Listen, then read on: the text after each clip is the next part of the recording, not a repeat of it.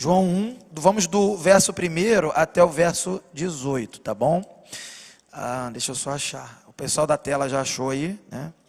Vai ter na tela, vai ter aqui comigo. Vamos lá então.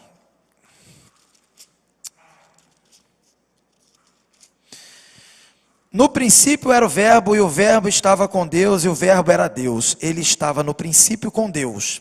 Todas as coisas foram feitas por ele, e sem ele nada do que foi feito se fez.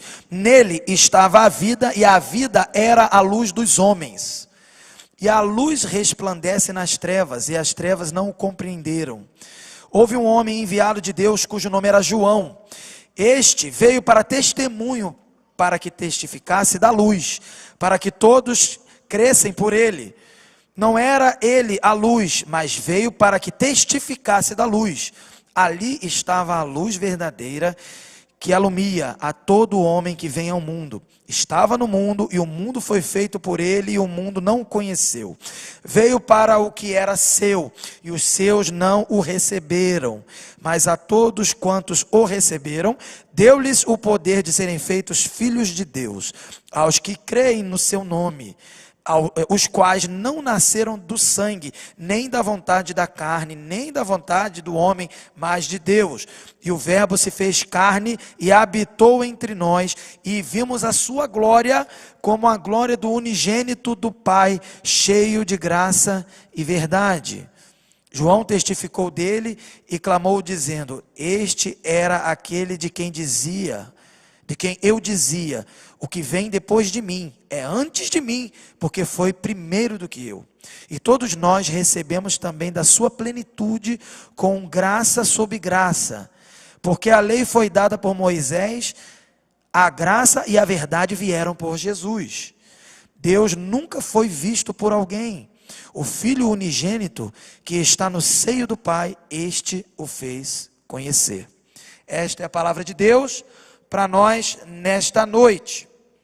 Senhor, abra os nossos olhos para ver, os nossos ouvidos para ouvir. Que teu Espírito ilumine as nossas mentes. Em nome de Jesus. Amém. Então, eu fiz um esboço pequeno do sermão.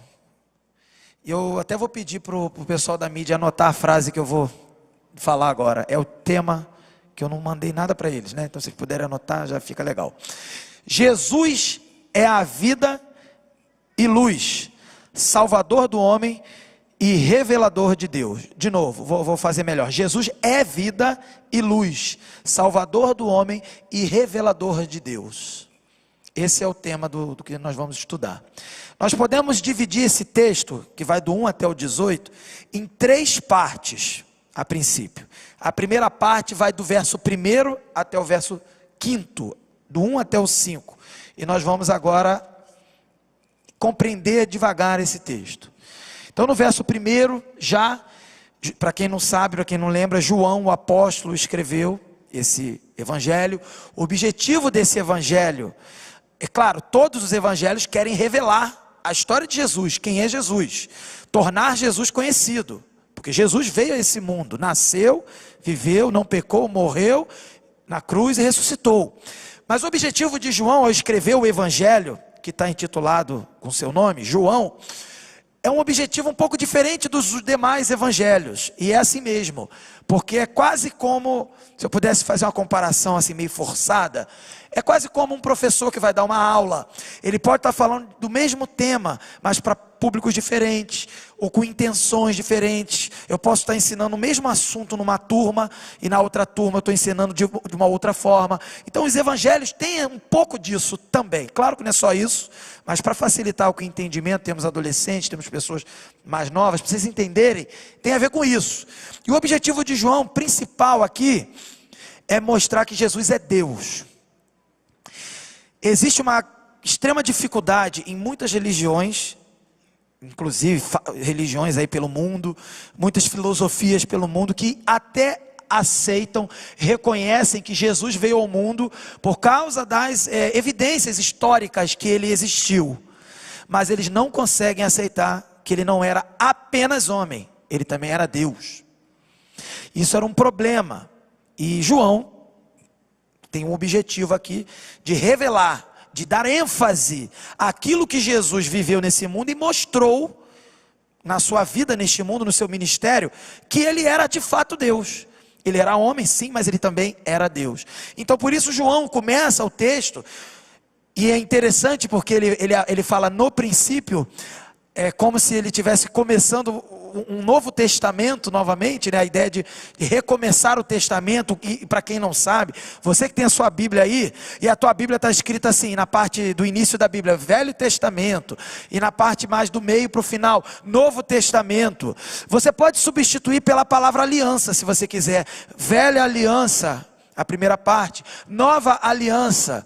E é interessante que o primeiro versículo de Gênesis, em que obviamente começa o Velho Testamento, a velha aliança, você tem: no princípio criou Deus os céus e a terra. E João, com certeza, ele faz uma alusão a esse início de Gênesis, e ele quer agora começar, como se fosse uma nova Gênesis, uma nova aliança, um novo começo.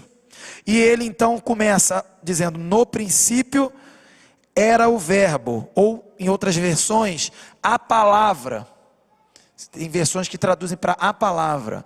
No princípio era o verbo, a palavra. E a palavra original é logos. Logos pode ser muita coisa, inclusive. Logos pode ser palavra, razão, pode ser racionalidade, pode ser estudo, inclusive. Mas o sentido aqui é da palavra. Se você for para Gênesis, como Deus cria todas as coisas? Com a palavra, exatamente, com a palavra. E João então aqui ele fala a mesma coisa.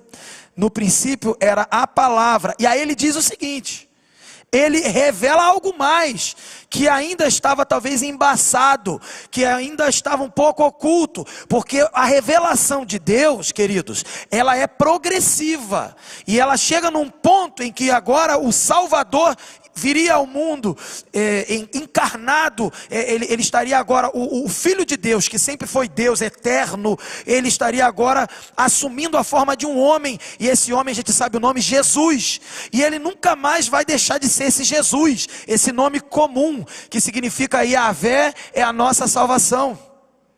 E ele assume então essa função, essa realidade agora de homem, mas ele é Deus. E aí é interessante que então no princípio era o verbo, a palavra, era isso que existia e que fazia todas as coisas acontecerem. E ele explica mais: e o verbo, a palavra, era Deus. E aí ele continua: e o verbo estava com Deus, era Deus, estava com Deus. Então você vê que é uma alusão clara à Trindade, o Pai e o Filho. Aqui o relacionamento que há entre a pessoa do Pai, que é Deus, a pessoa do Filho, que é Deus, e eles estavam ali juntos. E é difícil eu falar no plural, porque é um Deus só, mas também são três com o Espírito Santo. É muito doido essa matemática para mim, até hoje eu não consigo, ninguém vai entender isso desse jeito, porque não tem como. Como que 3 é 1 e 1 é 3? Nunca. Só na eternidade, só com o próprio Deus. Mas o fato então é que esse verbo, essa palavra que você vê em Gênesis, Deus disse: haja luz, e houve luz, e assim Deus ia falando, e as coisas iam sendo trazidas à existência do nada. Essa palavra, esse poder, essa ação, esse poder de fazer as coisas virem do nada, é o poder do Filho. João está falando aqui para a gente, é a ação do Filho. O Pai cria todas as coisas pelo Filho. E ainda diz lá em Gênesis: e o Espírito do Senhor pairava pela face das águas. E o texto mais à frente vai dizer: façamos, no plural do hebraico, o homem, a nossa imagem conforme a nossa semelhança. Está um relacionamento total e pleno da Trindade, da Santíssima Trindade, Pai, Filho e Espírito Santo. Mas aqui a intenção de João é dizer: existe o Filho e ele é Deus. E ele continua: ele estava no princípio com Deus. Eu lembro quando eu não tinha conhecimento disso, eu querendo fazer música, aí uma vez eu vi uma música que falava: estavas no princípio, hoje aqui. Eu ficava: está certo? Falando de Jesus. Eu fiquei na dúvida, Jesus não estava lá em Gênesis não está escrito lá o nome de Jesus? Realmente não, porque Jesus só nasceu do DNA de Maria. Maria não tinha nascido ainda, como é que Jesus ia nascer? Não é verdade? Mas o Filho estava lá. Ué, mas o Filho não é Jesus? O Filho é o Filho. mas só passou a ser Jesus quando nasceu de Maria. Entenderam? Deu para entender? Então beleza. Então ele estava lá no princípio, e aí ele continua, todas as coisas foram feitas por ele, e sem ele nada do que foi feito se fez. Então foi por ele, por intermédio dele. Se não há a ação do Filho, não há como as coisas existirem, porque no plano de Deus, nos decretos eternos de Deus, o objetivo, a intenção de Deus era pelo Filho tornar as coisas conhecidas e existentes.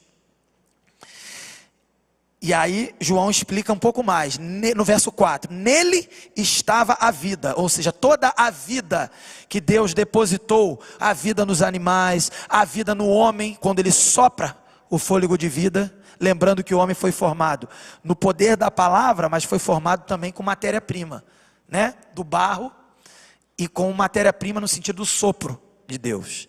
Então essa vida é Jesus, nele estava a vida, é Jesus porque sabemos que é Jesus, mas lá em Gênesis é o Filho. Deu para entender, gente? Continuar ligando, para não perder aqui a cronologia. Nele estava a vida, e a vida era a luz dos homens. A vida era no passado, no início, ainda é e continuará sendo, porque Jesus é eterno. Mas aqui ele está fazendo uma comparação, porque ali no jardim, quando foi criado o jardim, o homem foi criado sem pecado, havia essa vida eterna, essa possibilidade de vida eterna, essa presença plena de Deus ali. Deus visitava o homem no final, na tarde, né? Tinha toda essa relação do homem com Deus, e é claro que essa visita de Deus era em forma humana. Aí eu pergunto, quem? O Filho. O Filho. Forma humana é o Filho. E aí, queridos, então o texto aponta para lá, havia vida lá, nele estava a vida, ele deu a vida, ele fez a vida, ele proporcionou a vida, e a vida era a luz dos homens, o homem vivia em luz. E aí veio o pecado. Não vou contar mais sobre Gênesis 3 agora. Veio o pecado, o homem perdeu o acesso. Cantamos várias coisas aí hoje, vem dos céus a graça, a alegria, a porta abriu, o véu rasgou. Por que aconteceu isso? Que Jesus nasceu e cumpriu a sua obra, mas o homem tinha tudo isso e perdeu, e o Filho estava lá, proporcionando isso ao homem. É isso que a gente precisa entender. João aqui é profundo, João aqui é preciso. João não quer deixar dúvida que o Filho de Deus é Deus, e o nome dele é Jesus, ele identifica aqui. Os muçulmanos têm uma dificuldade tremenda, eles não têm dificuldade de Jesus ser um grande homem, um grande profeta enviado por Deus. A dificuldade dele é ele ser Deus. E muitas outras religiões têm dificuldade com isso. E se você parar para pensar, querido, até às vezes na igreja a gente tem dificuldade com isso. Tem gente que não entende nem que a Bíblia foi inspirada por Deus. Tem gente que acha que a Bíblia precisa ser corrigida, atualizada. A Bíblia é insuficiente. Tem gente que tem problema com o que aconteceu em Gênesis. Jesus não tem. Se você abrir Mateus, por exemplo, Jesus falando sobre casamento, lá sobre divórcio, ele vai lá no Gênesis e fala assim, como é que era lá no princípio? Ele ensina o que era lá de Gênesis. E aí Jesus sempre mostrou, quando ensinou, que confiava e acreditava no que estava escrito em Gênesis. Por que agora alguém tem dificuldade com isso? E se tem dificuldade com isso, infelizmente vai ter que negar todo o resto, vai ter que negar o próprio Cristo, porque Deus estava lá, o Pai estava lá, o Filho estava lá. E aí o verso 5, para terminar esse primeiro bloco, e a luz resplandece nas trevas, brilha nas trevas, e as trevas não o derrotaram, em outras versões, ou o compreenderam, ou absorveram, o superaram. Diz o texto de Gênesis que a terra era sem forma e vazia, ali havia o caos. O sentido filosófico é o caos, é a ausência de qualquer outra coisa, era um nada, e esse nada é treva, é ausência, e Jesus é a luz. Jesus é a luz. Você precisa entender o poder dessa afirmação. Eu sempre ouço que Jesus é a luz. Você consegue imaginar o que é o nada? Imagina você, se você nunca tivesse existido. Você consegue imaginar? É até difícil. Jesus brilhou. E você existe. Jesus brilha eternamente. E você existe. As trevas não consumiram a luz. Se você pegar uma lanterna, qualquer, uma lanterninha do celular mesmo, apaga todas as luzes e liga aquela lanterna. Ela vai iluminar alguma coisa, mas vai se distanciando daquela luz. Vai ter uma hora que você já não vai conseguir mais ser iluminado por aquela luz, porque aquela luz é limitada, é finita. Por quê? E o que acontece com esse efeito da luz?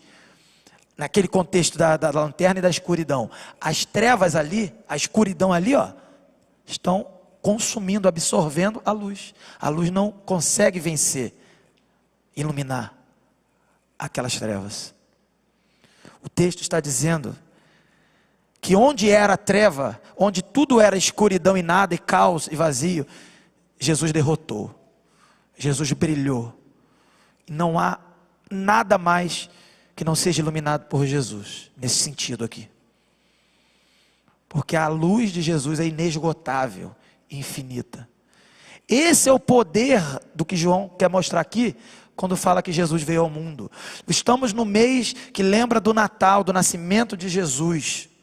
Querido, você precisa celebrar isso como uma coisa gloriosa, como que a luz brilhando nas trevas da sua vida, da minha vida, desse mundo mau. E eu posso dizer que esse primeiro trecho, eu diria que é vou dar uma frase aqui que eu anotei aqui, mas meu celular travou, bloqueou aqui, está aqui, vamos lá. Jesus é Deus na essência do seu ser e nos seus atributos. Aqui, nesse primeiro verso 1 até o 5, nós temos aqui eternidade, poder, bondade, atributos que você e eu já sabemos que são de Deus. E aqui João apresenta esses atributos como sendo agora do Filho, aquele que é a palavra. Mas aí fica uma pergunta, aqui ele ainda não disse o nome. Qual é o nome de quem é a palavra? De quem é o Logos? Vamos para a segunda parte, do verso 6 até o verso 13. Eu posso até dizer que uma frase para esse trecho seria: Jesus agora aparece ao mundo e se revela como vida e salvador. Jesus aparece ao mundo como vida e salvador. Veja bem aí, se Jesus é Deus, a primeira parte mostra esses atributos, essas características de Deus, a ação dele no princípio. Vem a segunda parte, ele se revela ao mundo agora, nesse período de João aqui, que é o nascimento dele, como vida e salvador. Houve um homem, verso 6, enviado de Deus, cujo nome era João. Aí todo mundo assim, desavisado, lê isso aí, pensa que é João que escreveu o evangelho, que ele está falando dele mesmo. Esse João aqui é João Batista, queridos, tá? João Batista, que é mencionado nos outros evangelhos. Por que a gente sabe? Porque ele vai explicar o que esse João estava fazendo. Olha só, no verso 7, este, João, veio para dar testemunho, para que testificasse da luz. Então veio um homem chamado João, para falar, para testemunhar da luz, que é o Filho, que aqui o João ainda não tinha falado qual era o nome. Vocês estão entendendo? Não falou qual era o nome ainda. É o Filho de Deus, porque ele não quer associar imediatamente o Filho de Deus ao nome de Jesus, a um homem comum, porque Jesus naquele tempo era um nome comum. José, Josué, Jesus, um nome comum nos nossos dias é o quê? Bruno, sei lá, tem outro, Caio, sei lá. Nome comum, é um nome comum, claro, tinha um significado, mas era um nome comum. E João não, ele demora a associar teologicamente o nome do Filho de Deus, que é a palavra que está fazendo a obra, que é a luz, ao nome de Jesus, que é o nome comum ali para aquele contexto. E aí então, ele fala desse João Batista, que nós sabemos pelos evangelhos, era primo de Jesus, e ele é herdeiro da escola de profetas de Israel, Então ele tinha ali o dom da profecia, estava cheio do Espírito Santo para profetizar, e a função dele era testificar, está aí, testificar da luz, para que todos crescem naquilo que ele estava falando, naquela profecia através dele. E ele então falava mesmo, estava falando e preparando o caminho para aquele que viria depois, que é Jesus. E aí João fala disso. E isso é importante porque havia profecias que falavam disso, de um homem que ia vir primeiro e depois o Messias. E aí então no verso 8, ele deixa claro, ó, esse João Batista aí, ó, não era ele a luz, ele não era a luz, mas veio para que testificasse da luz. Ele veio para mostrar quem é a luz. Ele não era a luz, mas ele veio falar dessa luz, mostrar dessa luz, porque naquele tempo ninguém sabia direito quem era a luz. Gente, até Roberto Carlos, aquele cantor que nem canta mais no Natal, aí sempre cantava, ele tem uma música velha que a gente até brinca, essa luz é claro que é Jesus. Mas naquele tempo ninguém sabia que essa luz era Jesus. E ele até pode cantar que essa luz é Jesus. Tem muita gente que canta que essa luz é Jesus até aqui na igreja. Mas a luz de Jesus não brilhou dentro dele ainda. Ele está nas trevas. Mas o fato é que até o cego que não enxerga sabe que Jesus é a luz. E aí, então João, o apóstolo que estava aqui no seu evangelho ensinando, mostrando, relatando, ele disse, havia então o primo de Jesus lá, que era João Batista, ele não era a luz, mas ele veio falar da luz. E aí no verso 9, ali nesse contexto em que havia João, em que João estava preparando, nesse tempo que João o evangelista, estava tentando fazer o leitor ler a história e ser transportado para aquele momento em que João Batista, o primo de Jesus, estava ali falando, preparando. Então ali estava a luz verdadeira, que alumia a todo homem que vem ao mundo. E aí no verso 10, estava no mundo, e o mundo foi feito por quem? Por ele. Quem é esse ele? Nós sabemos, Jesus. O mundo foi feito por Jesus, pelo texto. Por ele.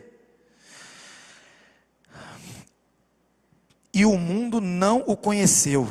E aí o verso 11, veio para o que era seu, e os seus não o receberam. Ele veio como um de nós e foi rejeitado.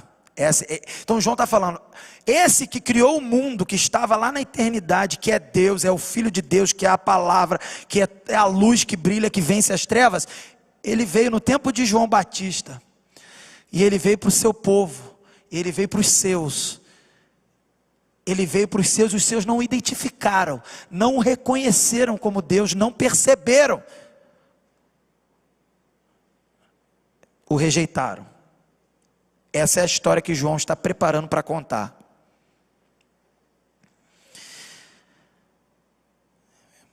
Aí eu penso assim, nesse período de Natal, a gente faz esses símbolos, né, de presépio, até tem gente que faz o calendário do advento, para quem não sabe, fica cada dia fazendo uma história bíblica e tal, até chegar no nascimento de Jesus e tal. E a gente fica preparando esse momento do nascimento de Jesus, mas tem gente que faz isso de forma automática. Tem gente que nem faz isso, mas a gente não pode perder a profundidade, o poder do nascimento de Jesus, e da vinda dele, e da vida dele aqui. E esse resumo aqui que João está fazendo é interessante. João está fazendo um resumo já dizendo, ele veio, ele é tudo isso que eu falei, ele é Deus, ele veio e foi rejeitado. A gente não pode perder de vista que a obra de Jesus aqui na terra foi uma obra em que ele foi rejeitado, e era necessário ele ser rejeitado dentro do plano de Deus. Quem rejeitou Jesus e quem rejeita Jesus até hoje está condenado. Simples assim, está condenado, está nas trevas. Mas nós não podemos perder de vista que era necessário, naquele momento da história, naquele tempo, Jesus ser rejeitado, para que pudesse nos salvar. Vamos continuar, verso 12, mas a todos quantos, então ele foi rejeitado, mas teve, não foram todos, um grupo de pessoas, todos quantos o receberam, deu-lhes o poder. Aí sabe, quando eu leio isso, eu lembro de Romanos 1,17, se eu não me engano, em que Paulo vai dizer que o Evangelho é o poder de Deus para todo aquele que crê. Querido, se você é de Deus, se você passou por Jesus, como está escrito aqui, se você recebeu Jesus na sua vida, se Jesus de fato nasceu para você na sua vida, se você já não está mais nas trevas, está na luz, você tem um poder dentro de você. Minha esposa estava me contando ontem, que falou algo nesse sentido para a Adele, para minha filha, e aí ela falou, a gente tem um poder. Aí a Adele ficou, caramba, um poder. Igual criança, poder, super-herói, poder. Está quase lá, está começando a entender. Mas a gente não pode perder de vista isso. Nós temos um poder. Queridos, querida, você já experimentou esse poder das variadas formas que é possível? O primeiro poder, e o mais importante, obviamente, claro, é o que Paulo falou quando eu relatei aqui, é o poder para salvar. É o poder da luz para vencer as trevas. Mas existem pistas desse poder. Quem já recebeu a salvação, experimenta todo dia pequenos aperitivos a mais desse poder e dessa glória. Por exemplo, a presença do Espírito Santo no seu coração, falando com você, te ajudando a não pecar, te lembrando do que está errado, te lembrando da palavra, te incomodando para pregar o Evangelho. É poder. O poder, quando ele te move para orar, e você ora, e Deus ouve a tua oração, e o milagre acontece. Você impõe as mãos, talvez a alguém que esteja enfermo, e essa pessoa é curada. Você ora à distância, você não sabe nem o nome, mas algo acontece na vida daquela pessoa que você está orando. Poder. E muitas outras formas de poder. Quem tem o Evangelho, quem passou pela salvação, quem agora não está mais nas trevas, é porque tem um poder, e esse poder é óbvio, é para transformar essa pessoa de filho das trevas para filho da luz. O maior poder. Querido, quando você lembra do nascimento de Jesus, você tem que lembrar e chorar, e se alegrar, e celebrar, e dizer, Jesus me libertou das trevas. Existem canções natalinas, poderosíssimas, conhecidíssimas, que talvez você ponha na sua árvore de Natal, tocando aquele negócio feio do Paraguai, tininini, tininini, tininini. Mas aquelas canções, se você for pegar as letras daquelas canções, tem coisas como, por exemplo, dizendo assim, ergue-te povo, e celebre porque és liberto. É Natal, Natal, nasceu o Redentor. E nós estamos perdendo a noção disso. Querido, não é Natal porque tem árvore de Natal, porque tem sei lá o que, porque arrumaram aqui bonitinho.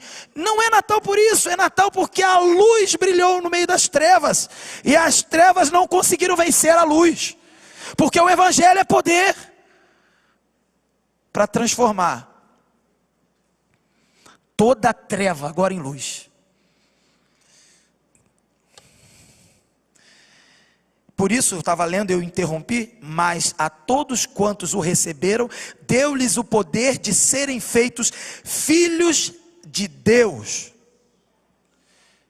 O homem perdeu a sua filiação, o homem era filho, já lá no jardim, e lá ele pecou e deixou de ser filho, passou a ser inimigo de Deus. Mas o Filho de Deus agora encarnou, nasceu, a luz brilhou, e o poder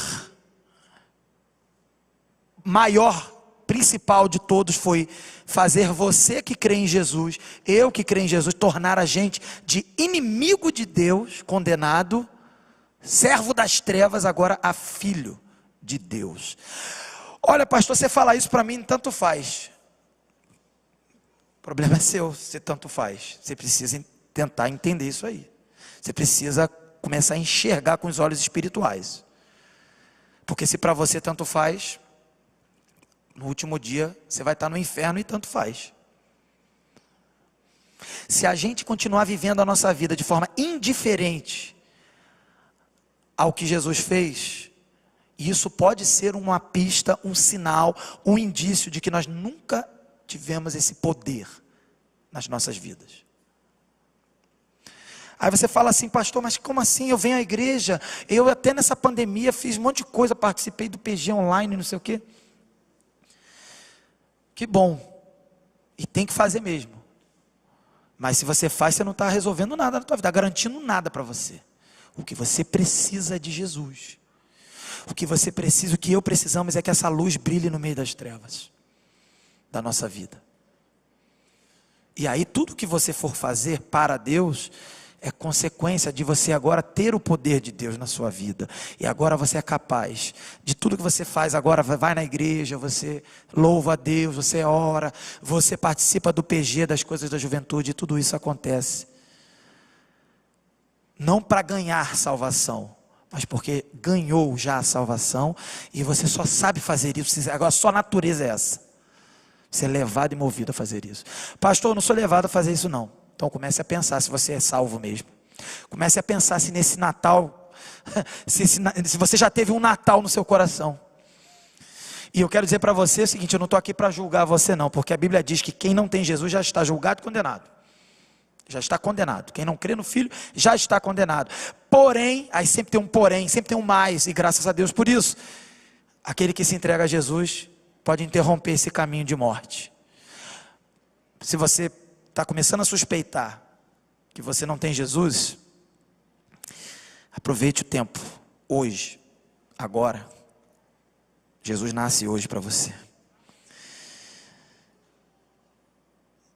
E aí o verso 12 no final diz assim, aos que creem no seu nome, o poder para ser feito filho de Deus é aos que creem no seu nome. E essa fé é uma fé sobrenatural. Não é a mesma fé que você tem ali, eu vou embora, meu pai vai me buscar, o carro, o Uber vai vir aí, eu vou descer essa escada, eu vou chegar lá embaixo são e salvo, sei lá, eu vou entrar num carro e vou conseguir chegar na minha casa, eu vou para a rodoviária pegar um ônibus. Essa fé que eu estou falando aqui de pegar um ônibus, de sair, de resolver, essa fé é uma fé natural. A fé que salva é sobrenatural. E nós devemos pedir ao Senhor essa fé. Como eu faço para ser salvo? É uma boa pergunta. A resposta é, crê no Senhor Jesus Cristo. Será salvo tu e a tua casa. Entregue sua vida ao Senhor. Como eu faço isso? Fala com Ele. Não sei falar. Fala do jeito que você sabe.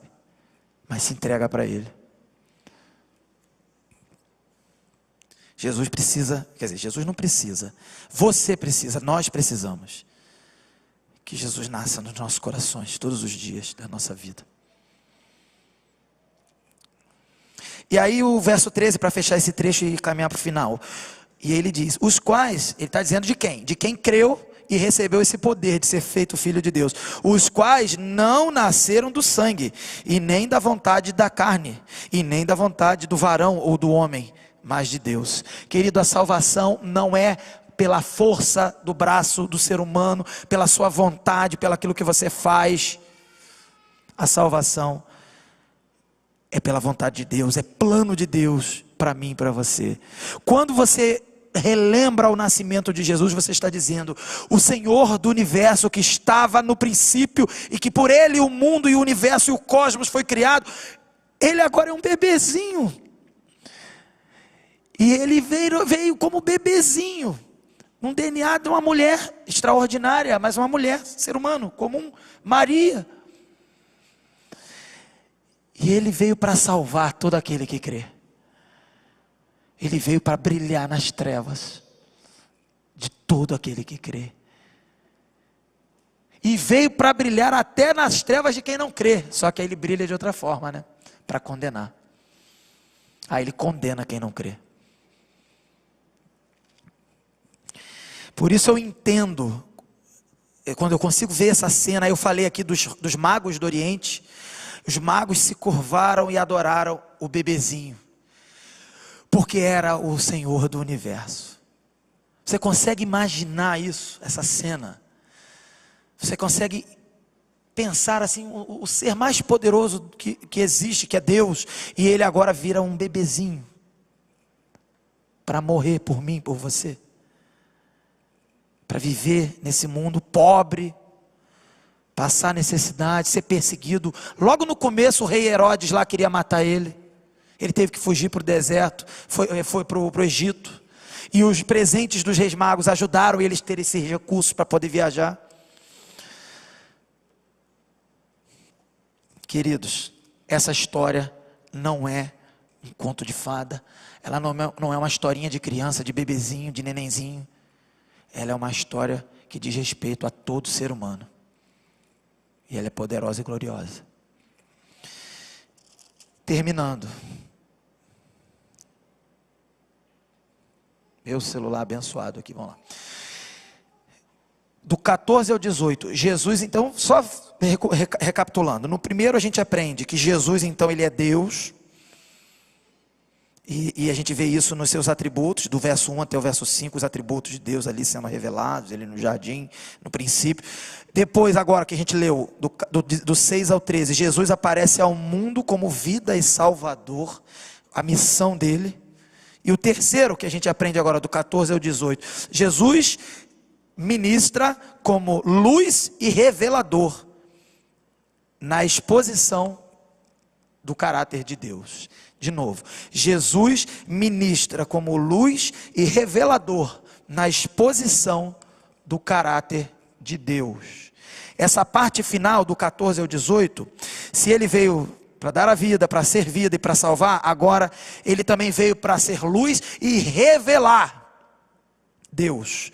Verso 14, e o verbo, ele fala, e olha o que ele fala aqui, e o verbo se fez carne, nasceu, virou homem, e habitou entre nós, viveu no nosso meio, como nós, e vimos a sua glória, vimos no sentido de quem esteve com ele naquele tempo, identificou a sua glória, e nós que estamos hoje, 2000 anos praticamente, também identificamos essa glória desse nascimento e dessa vida dele como homem, Jesus, e essa glória como, aí ele fala, como glória do unigênito do Pai, ou seja, identificamos ele como o único gerado do Pai, cheio de graça e verdade, cheio de graça, portanto, ele veio derramar de favor que você não merece, e ele veio te encher da verdade que ele é, porque ele é a palavra, a verdade. E aí, o evangelista João vai dizer do João Batista, verso 15, João Batista, então João testificou dele, e clamou e disse, dizendo, e falou, este era aquele de quem eu dizia, o que vem depois de mim, é antes de mim. Quer dizer, ele está falando assim, vai vir, eu estou preparando aqui o caminho para quem vai vir, que é o Salvador, que é a luz, que vence as trevas, que é o próprio Deus. Só que eu quero avisar uma coisa, ele é antes de mim, ele é eterno, ele vem depois, mas ele é eterno, ele é antes de mim, e ele continua falando, porque foi primeiro do que eu, que estava no princípio, como João, o evangelista falou. Então João Batista sabia o que estava dizendo, sabia a teologia correta, ele não fez curso nenhum, porque ali no plano de Deus ele não fez curso, ali ele foi revelado por Deus, pelo próprio Espírito Santo, para falar aquilo que nós aqui precisamos estudar, esmiuçar, mas só vai fazer sentido quando o Espírito Santo revelar dentro da gente, a luz brilhar dentro da gente, senão você vai virar só um professor, que dá aula de Bíblia, como muitos têm aí na faculdade aí. E aí, querido, verso 16, e todos nós recebemos também da sua plenitude, ou seja, de todo o seu ser, de toda a sua glória, nós recebemos, com graça sobre graça, ou seja, ele veio para revelar essa graça, para dar essa verdade, mas ele veio e nós que cremos recebemos isso, estamos cheios, repletos, plenos dessa graça.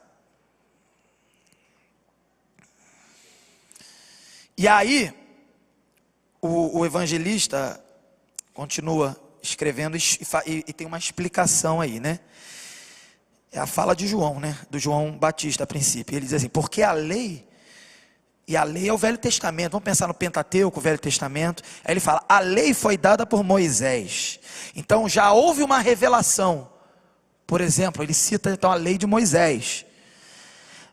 Aí ele fala assim, a lei foi dada por Moisés, a graça e a verdade, que é muito mais do que a lei, que agora vai complementar e aumentar, e chegar no máximo da revelação de Deus, de quem é Deus, essa graça, essa verdade, essa luz, isso quem trouxe foi Jesus, é isso que ele fala aí, vieram por Jesus Cristo. Ou seja, aquela revelação do Velho Testamento era incompleta, faltava, mas ela apontava, vai chegar, vai vir o que falta. E agora está sendo dito aqui no texto que chegou. O nascimento de Jesus é a chegada total e plena da revelação de Deus. E ele explica, esse foi o verso 17, e o último verso faz sentido agora, o 18, que a gente para no 18. O que ele está querendo dizer é como se eu pudesse estar visualizando, se ele estivesse conversando na nossa linguagem atual, é como se ele estivesse dizendo assim: gente, o que eu estou querendo explicar é o seguinte: ninguém nunca viu a Deus. Ninguém nunca viu a Deus, ninguém tem acesso a Deus. Deus é infinito, Deus é eterno. O texto bíblico, por exemplo, Paulo vai falar lá em Tito, Timóteo, alguns lugares, lá nas cartas finais de Paulo, ele fala coisas do tipo, Deus habita em luz inacessível. Então você olha, Deus é inacessível. Você é um ser finito, você não tem condições, eu não tenho condições de contemplar a Deus. Ninguém pode contemplar Deus neste sentido, na sua essência, no seu fulgor, na sua glória total. Por quê? Porque Ele é infinito e você é finito. Mas nós vamos ter a vida eterna. Mas você teve um nascimento, você teve um começo. Mesmo que você não vai ter um final, você teve um começo. Deus nunca teve um começo. Na pior das hipóteses, se Deus é eterno, você é só semi-eterno. Porque você não teve. Deus não teve um começo, e você tem um começo. Mas eu não vou morrer, vou viver eternamente, porque é isso que está escrito na Bíblia. Beleza, mas como que você vai compreender aquele que não teve um começo? Como que você vai absorver a essência do ser de Deus que não teve um começo? É isso que a gente precisa entender. A revelação do Velho Testamento dava pistas, mas era insuficiente. Mas Jesus, que chegou agora, Ele vem para revelar esse Deus eterno, infinito, completo. Colossenses 2:9, Paulo vai dizer assim: em Cristo habita, vamos devagar, em Cristo habita corporealmente, no corpo, toda a plenitude, é uma redundância, todo e pleno é tudo, tá certo? Em Cristo habita toda a plenitude do quê? Aí ele explica, da divindade. Ou seja, todo o ser de Deus está contido, porque Ele é Jesus, Ele é Deus, está contido no homem Jesus. E não havia como revelar Deus de maneira completa, se não fosse pelo Filho encarnado, Jesus. Quando você olhar para Jesus, pensar em Jesus, no nascimento de Jesus, no bebezinho, na morte, na ressurreição, no futuro, na glória, quando você vai ter um encontro triunfal, e diz o texto bíblico que nós o veremos face a face. Como assim? Se ninguém nunca viu a Deus, e se ninguém consegue suportar a glória de Deus, como? Jesus. É Jesus. Ele é a revelação máxima de Deus. Portanto, o que aprendemos aqui? Primeiro, não trate o nascimento de Jesus como algo banal. Todo ano celebramos o Natal. O que é banal é a sua vida de pecado. O que é banal é a minha, a sua distração do dia a dia. O nascimento de Jesus é poderoso, sobrenatural. É para revelar o irrevelável. É para tornar compreendido o incompreensível. É para tornar acessível o inacessível. É para fazer você olhar para a luz e não ficar cego, como Paulo ficou no caminho para Damasco. É para você viver em luz e não ser consumido pela luz. Porque as misericórdias do Senhor são a causa de não sermos consumidos. O nome da misericórdia do Senhor é Jesus. Então, não trate o nascimento de Jesus de qualquer forma. Segunda coisa que a gente aprende: busque ao Senhor. Ok, eu estou dando valor ao nascimento de Jesus, mas se eu dou valor ao nascimento de Jesus, eu busco ao Senhor, porque Ele se relaciona e Ele quer e projetou ter um relacionamento comigo e com você. Ele te chamou para ter um relacionamento de pai e filho de intimidade com Ele. E não é uma intimidade humana, pegajosa, é uma intimidade espiritual, compreendendo quem Ele é através de Jesus. Terceira coisa que a gente aprende é: quem compreende o poder do nascimento de Jesus, não fica parado, serve a Jesus. Portanto, meu querido, minha querida, estamos terminando esse ano, eu quero encorajar você a servir a Jesus, a buscar sim, mas agora servi-lo, obedecê-lo, cumprir a sua vontade. Não adianta ficar cantando música natalina, Jesus nasceu, nasce em mim, não serve para nada.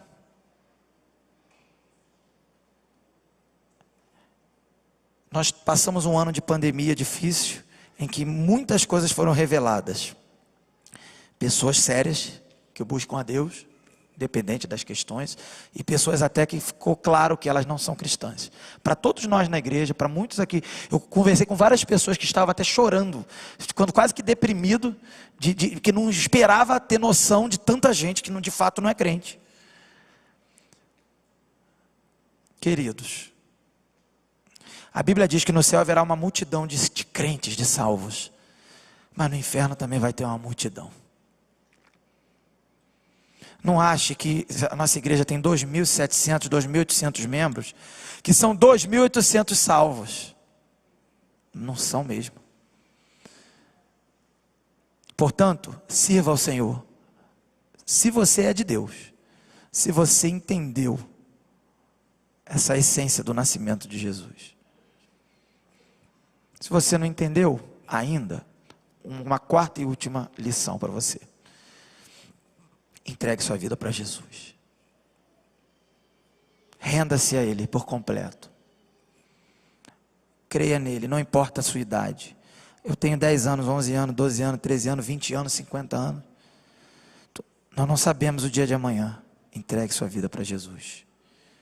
Permita que essa luz brilhe na sua vida.